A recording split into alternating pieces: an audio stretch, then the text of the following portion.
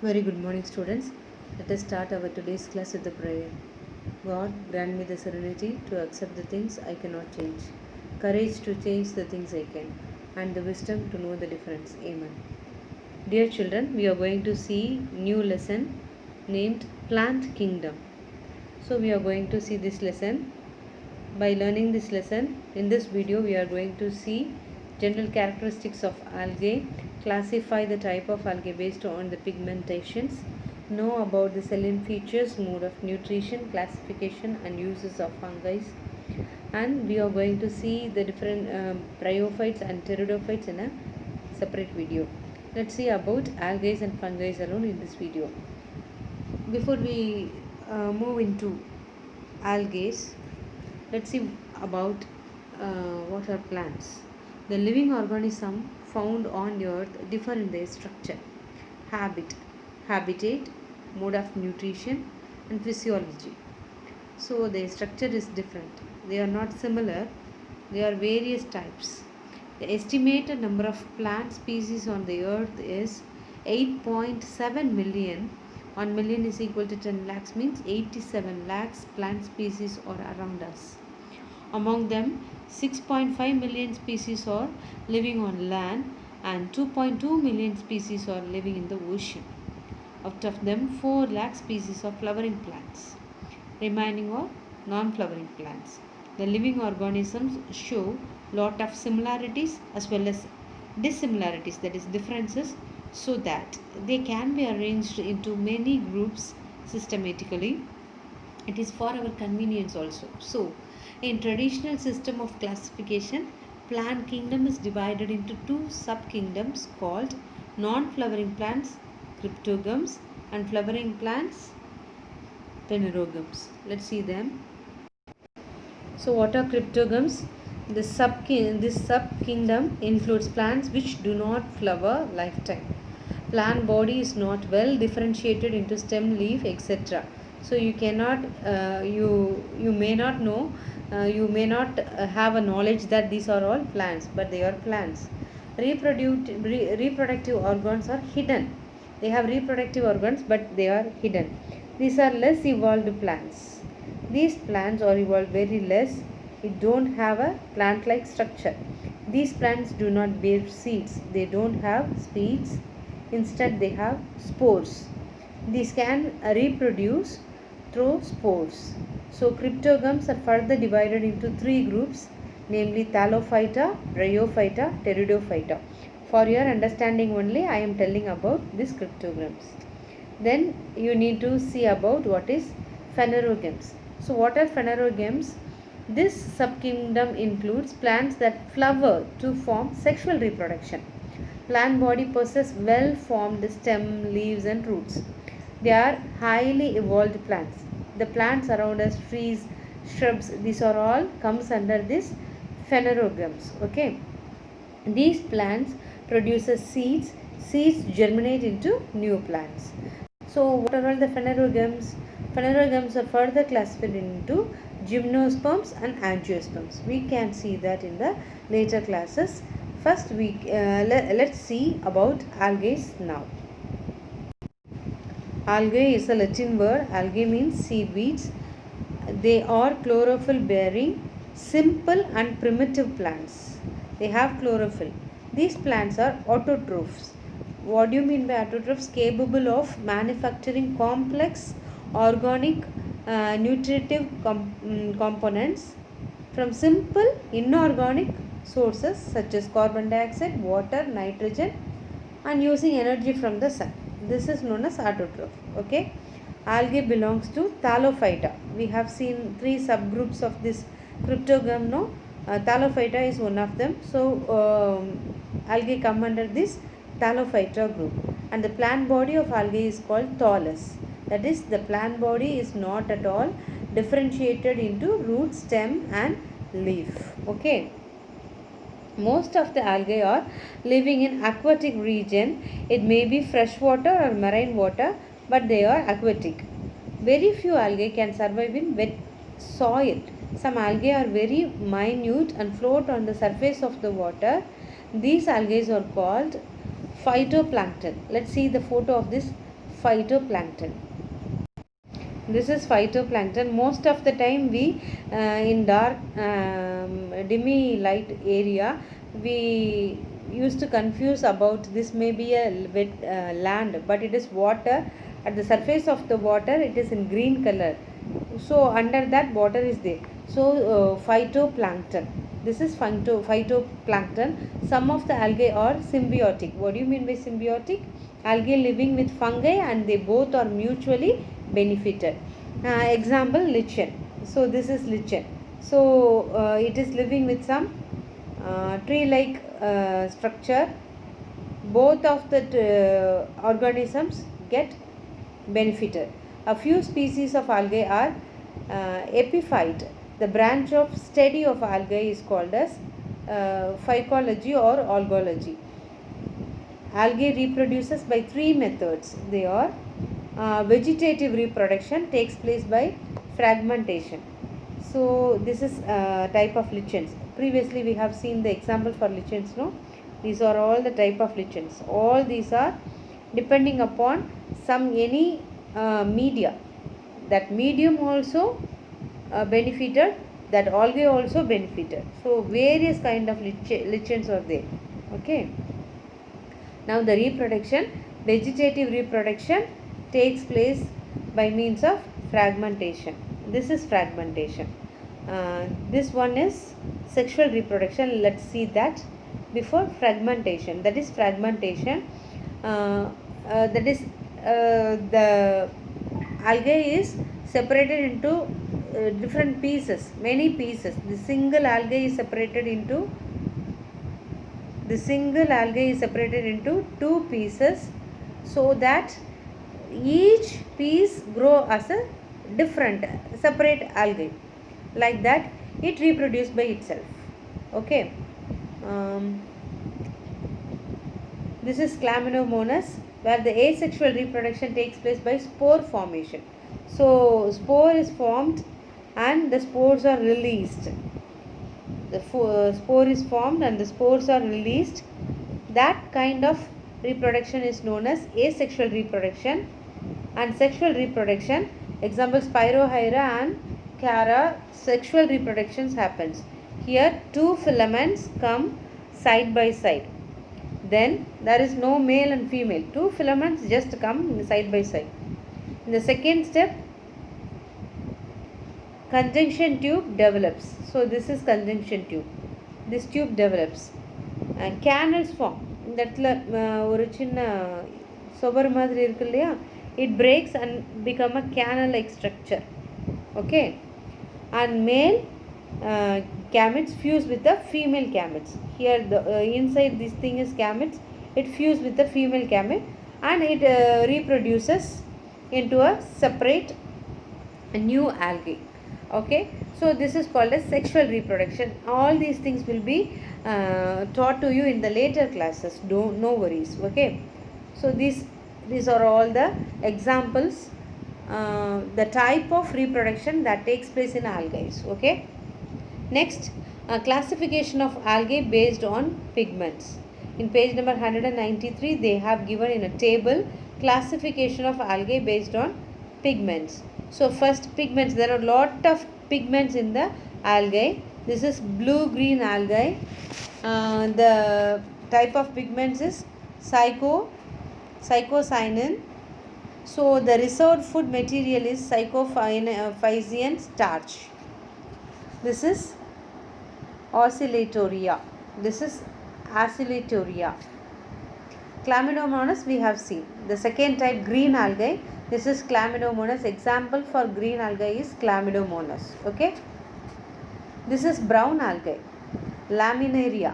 Brown algae, Laminaria. In your book also they have given you some picture. I have given you little more impressive. Okay. This is brown algae, Laminaria. Laminarian starch and mannitol are the reserved food materials. This is red algae, Polysiphonia red algae. Floridian starch is the reserved food material. So based on the pigments in the algae, The algae can be classified into these four types. Okay, what are all the economical importance of these algae? The algae are most economically very important. The first economical importance is in food industry. Algae are consumed as a food by people in Japan, England, and also in India. See how many varieties of food are prepared using this algae. Even pizza. Okay. So many food items can be prepared. Laminaria, we have seen the picture earlier, is it is used for as a food material. Next, agricultural use. Agricultural uses, see how it is used. A single cell organism living on the surface of the water or plant. The submerging environment produces their own food through photosynthesis, often native to the paddy, and 20 to 30 grams nitrogen per hectare can be fixed per crop. So this is the nitrogen fixation, blue green algae. Okay, this is the main important property and use importance of algae in agricultural field. This is agar agar. Agar agar is extracted from some red algae, namely Geridium. It is used to prepare growing medium. This is agar agar powder. Okay, prepare growing medium in laboratories. In many laboratories, jelly like spongy like candies we have eaten. No, that things, chocolates in many industries this agar agar is used. Okay, iodine is obtained from brown algae like laminaria. And space travel, during space travel, this chlorella is one kind of algae. Chlorella is used in space travel to get rid of carbon dioxide and to decompose human waste. See how it is used. This is the algae structure used in space travel. Okay. In the photo bioreactor, the green microalgae Chlorella vulgaris. Here vulgaris. In your book, another kind of chlorella is given.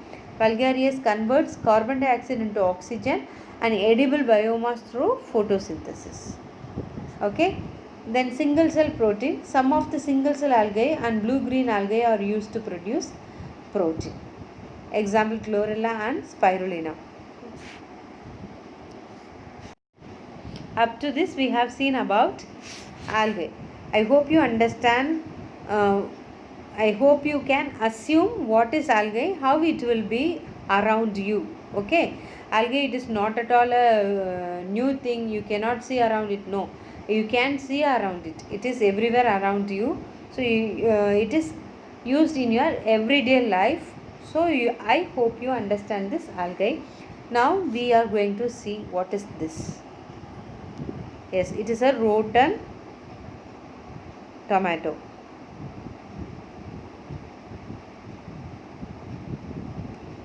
So what is the white spongy figure here? It is nothing but fungi. Now we are going to see about fungi. Fungi belongs to Thallophyta group. Its plant body is not differentiated into root, stem and leaves, as I have told you earlier. The plant body of fungus consists of filament-like structure called hypha. Let's see that. This is hypha. See this. All this filament-like structure is hypha. Not only these two things. This is hypha, this is hypha, and this is hypha. The filament-like structure is hypha. Okay. Plural means hyphae.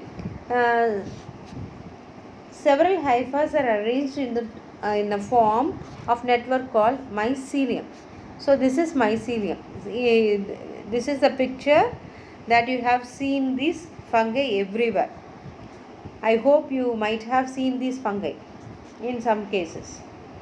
The cell of fungi are multicellular and eukaryotic. Some species of fungi like yeast are unicellular and eukaryotic. Cell wall of fungi is made up of chemical substances called chitin. Okay, cell wall is there, nucleus is there.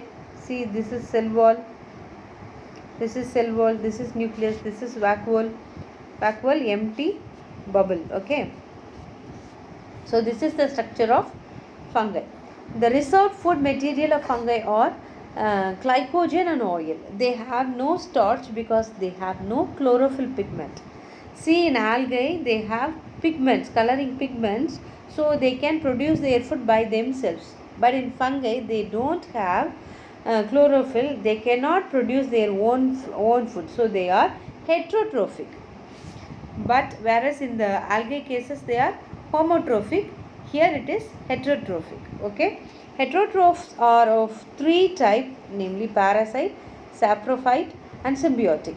Some species of fungi live as parasite. They absorb food from the living organism with the help of special root called Hostoria. For example, Cercospora personata. Cercospora personata. This is it affects groundnut plant and causes tica disease. This is the tica disease in the groundnut plant. It is caused by a fungi named Cercospora personata. Okay, so they cannot produce their food. They have to depend upon other plants. When they depend upon other plant, they suck the nutrition values, etc., from that plant. So it causes disease to that plant. Okay, that is the main problem caused by this fungi. Okay, and this is Rhizobus. This is a fungi named Rhizobus. It is given in your book. The parts are not given, so I have given you the parts. Sporangium, sporangiosphores, rhizoids. These root-like structure, they are not actually root-like structure. This is rhizoids. Okay. Some species of fungi are living with algae mutually benefited. Example, lichens. Some of them live symbiotically with higher plants in their roots called mycorrhiza. Mycorrhiza is a symbiotic living with higher plants. Okay. Let's see the classification of fungi. Fungi are classified into different classes as given below. Myxomycete and Eumycete. Class 1, class 2, class 3 and class 4 Eumycetes can be classified into 4 further classes. Now we shall see the economic importance of fungi. Fungi are useful to us in many ways. The importance of fungi are given below. First one is antibiotics. See this penicillin. Penicillium notatum is the name of the fungi from where the medicine penicillin is extracted. This penicillin is used to cure many bacterial diseases. Another antibiotic which is extracted is known as cephalosporin. The patients, those who are allergic with the penicillin, they can switch over to cephalosporin. So it is also another antibiotic which replaces penicillin in a few cases. Okay, they can cure diseases like soft tissue, soft skin tissues. Okay, and they can solve many diseases in the urinary infection diseases, etc. Okay, next importance is food. Mushroom is also one kind of fungi. Mushroom contains rich protein and minerals. The most common edible mushroom is agaricus, that is button mushroom. We are fond of, many of you may be fond of this mushroom biryani, mushroom fry, etc. Rich in protein. You can consume it in a great way. Next, vitamins. Fungus like Asbiagospi. Let's see the figure.